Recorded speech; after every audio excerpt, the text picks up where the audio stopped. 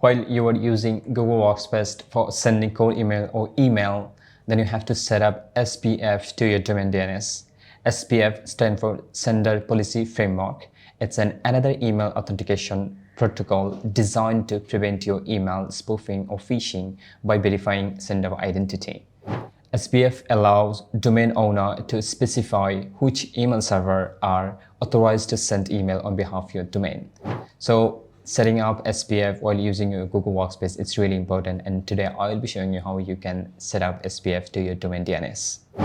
To set up SPF to my domain, I have signed into my Namecheap account, and this is the domain I'm gonna set up SPF.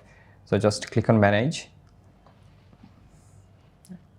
Go to your domain Advanced DNS, and after going to your domain Advanced DNS, you have to find the SPF record for Google Workspace. Google Workspace has a specific SPF record, so I will suggest you to just search on Google Workspace SPF record, and then open the first result. And here it is. You already have a nice instruction how you can set up your Google Workspace SPF record. This is the SPF record you have to set up if you want to send email using Google Workspace. So I'm gonna copy the SPF record, going to my domain Advanced DNS. This is the record you have to add to your domain DNS as a TXT record. So I'm gonna add it as a TXT. Find TXT record.